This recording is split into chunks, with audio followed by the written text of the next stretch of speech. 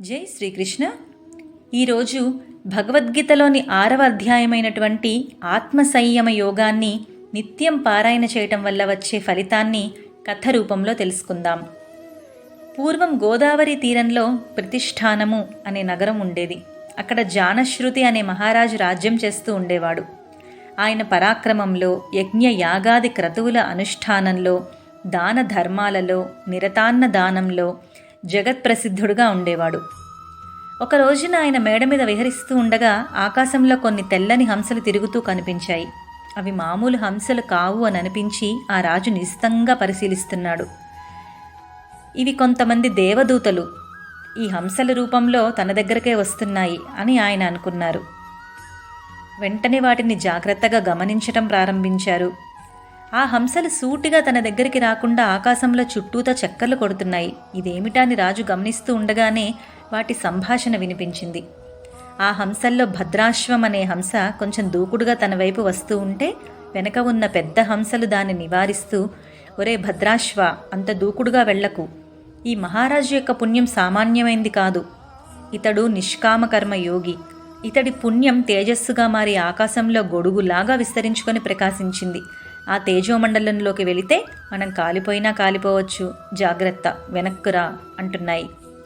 దానికి ఆ భద్రాశ్వుడు పకపకా నవ్వి, ఈ రాజ్యమైన రౌక్య మహర్ష, ఆయన కాళ్ళు లేని ముష్టివాడిలాగా చక్రాల బల్ల మీద తిరుగుతూ ఉన్న బ్రహ్మజ్ఞాని. కాబట్టి ఆయన తేజస్సును మనం తట్టుకోలేం. దాని ముందు ఇక్కడి తేజస్సు 1000 వంతు కూడా లేదు. మనకేం భయం, ముందుకు పదండి అని అన్నాడు. ఈ సంభాషణ విన్న జానశ్రుతి మహారాజుకి తల కొట్టేసినట్లయింది. ఊళ్ళో ముష్టి ఎత్తుకునే వాడికన్నా నేను హీనమా? అతడు బ్రహ్మజ్ఞాన? అతడి తేజస్సులో నా తేజస్సు 1000 వంతు కూడా లేదా? ఈ దేవతలు నన్ను అవమానిస్తున్నారు అని లోపలే కొంతసేపు బాధపడ్డాడు. వెంటనే అతడి నిష్కామ కర్మ యోగ పుణ్యం కలిసి వచ్చి కొత్త ఆలోచన వచ్చింది. అవును, ఈ దేవతలకు ఇంత దూరం వచ్చి నన్ను అవమానించాల్సిన పనేంటి? ఈ దేవతలు నన్ను అవమానించడం లేదేమో, ఏదైనా సందేశం ఇస్తున్నారేమో అని అంతరంగంలో కొత్త చర్చ మొదలైంది. వెంటనే ఒక నిర్ణయానికి వచ్చాడు. బ్రహ్మజ్ఞానం గొప్పదని కొంతమంది మహర్షులు పూర్వం నాతో అన్నారు, కానీ నేను పట్టించుకోలేదు. ఈ కర్మల వెంట పరిగెత్తాను. ఈ దేవతలు ఇలా మాట్లాడితే గాని నాకు బ్రహ్మ విద్య మీద దృష్టి ప్రసరించనే లేదు. సరే, నిజమైన బ్రహ్మవేత్త ఎక్కడున్నాడో ఇప్పుడు కొంత ఆచూకీ తెలిసింది కదా. పైగా అతడు ముష్టివాడిగా జీవిస్తున్నాడని చెప్తున్నారు. ఇక డబ్బులు కుమ్మరిద్దాం, బ్రహ్మ విద్య ఏంటో తెలుసుకుందామని అనుకున్నాడు. ఆలోచన వచ్చిందే తడవుగా జానశ్రుతి మహారాజు తన పరిచారకులను పిలిచి, మీరు వెళ్ళి అంతా గాలించండి. రౌక్యుడనే మహర్షి ఒక ముష్టివాడు. ఆయన చక్రాల బల్ల మీద ఎక్కడ కనిపించినా పట్టుకురండి అని అన్నాడు. గోదావరి తీరం నుంచి కశ్మీరం వరకు అన్వేషణ చేయగా ఆ హిమాలయ శ్రేణిలో ఒక పండిత నగరంలో చక్రాల బల్ల మీద ముష్టి ఎత్తుకుంటున్న రౌక్యుడు రాజాధికారులకు కనిపించాడు. దూరపు దేశపు రాజాధికారులు ఆత్రంగా ఆయన దగ్గరకు వెళ్ళి సాష్టాంగ వందనాలు చేసి మహర్షి అని పిలిచేసరికి, ఏదో మాట్లాడుతూ ఉండేసరికి ఈ కొత్త వారిని చూసి ఆ ఊరి వారంతా పకపకా నవ్వసాగారు. రౌక్యుడు మాత్రం ఏమీ మాట్లాడలేదు. ప్రతిష్ఠానపుర రాజాధికారులు ఈ ముష్టివాడిని వెంటబడి రకరకాల కానుకలు ఇవ్వజూపగా చాలా రోజులైన తర్వాత ఒకరోజు ఆయన, నాకు ఈ కానుకలు ఎందుకు? నాకు కోరికలు లేవు. నేను ఆప్తకాముణ్ణి, పూర్ణకాముణ్ణి అని విసుగ్గా చీదరించుకున్నాడు. దాంతో అధికారులకు ఆ మహర్షి ఏదో ఆత్మజ్ఞానం కలవాడని, ఆయన తమకు లొంగడని అర్థమై తమ మహారాజుకు కబురు చేశారు. వెంటనే రౌక్య మహర్షి దొరికినందుకు ఎగిరి గంతేసి పెద్ద పరివారాన్ని వెంట పెట్టుకొని రాజలాంఛనాలతో కలిసి కాశ్మీర రాజ్యానికి చేరాడు జానశ్రుతి మహారాజు. ఈయన వెళ్లేసరికి రౌక్య మహర్షి పిచ్చి నవ్వులు నవ్వుకుంటూ వెర్రివాడిలాగా చక్రాల బల్ల మీద కూర్చొని ఉన్నాడు. ఆయన దగ్గరకు వెళ్లేసరికి తాను ఏదో దివ్యకాంతి వలయంలోకి ప్రవేశించిన అనుభూతి జానశ్రుతి మహారాజుకి కలిగింది. ఆ ఆనందంలో ఆ రాజు తన పరిచారకులను పురమాయించి ఆ మహర్షి ముందు బంగారు రాసులు, రత్నాల పూసలు గుట్టలు గుట్టలుగా పోయించాడు. అవన్నీ చూసిన రౌక్య మహర్షి వెర్రి నవ్వులు నవ్వి ఉగ్రంగా మారి, ఛీ మూర్ఖ అని ఒక కసురు కసురుకున్నాడు. ముష్టివాడు మహారాజును కసురుకునేటప్పటికీ అక్కడున్న పరివారం అంతా బిత్తరబోయింది. కానీ జానశ్రుతి మహారాజు దృష్టి ఆ తిట్ల మీద లేదు, ఆ మహర్షి కళ్ల మీద ఉంది. ఆ రాజు నిశితంగా చూసి చూసి మహర్షి 2 కాళ్ళు పట్టుకొని సాష్టాంగ వందనం చేసి లేచి నిలబడి దోసిలి పట్టి ఇలా విన్నవించాడు. మహాత్మా, ఆకాశంలో మారు రూపాలలో తిరిగిన దేవతలనే గుర్తించిన కళ్ళు నావి.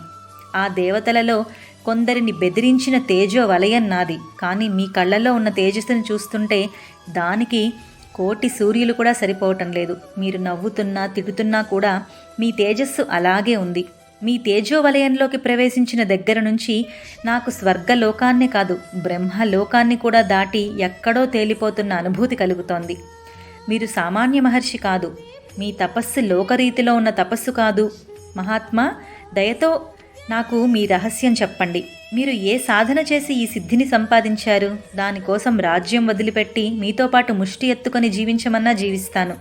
దయచేసి మీ రహస్యం నాకు ఉపదేశించండి అని మళ్ళీ బ్రతిమలాడాడు.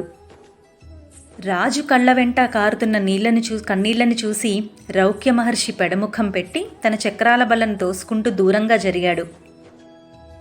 రాజు తన పరివారాన్ని దూరంగా ఉండమని తను ఒక్కడే మహర్షి ముందర వైపుకు వెళ్లి నేల మీద పద్మాసనం వేసుకొని మౌనంగా కూర్చుండిపోయాడు. ఈ మాట రౌక్య మహర్షి మనోహరంగా మందస్మితం చేసి, రాజా, దీనిలో ఇంత రహస్యమేమీ లేదు. నేను నిత్యము భగవద్గీతలోని 6వ అధ్యాయం పారాయణ చేసి అందులో ఉన్న ఆత్మధ్యాన విధానాన్ని అనుసరిస్తూ ఉంటాను. దీన్ని మించిన సాధన ప్రపంచంలో ఉండదు. దీన్ని నేనే కాదు, నువ్వు నీ రాజ్యంలో ఉంటూ కూడా ఆచరించినా కూడా ఇలాంటి సిద్ధే లభిస్తుంది. ఆ తర్వాత నువ్వు ఎలా ఉండాలనుకుంటే అలా ఉంటావు. ఇలా దగ్గరకు రా అని పిలిచి ఆ మహర్షి జానశ్రుతి మహారాజుకి ఆ అధ్యాయాన్ని ఉపదేశం చేశాడు.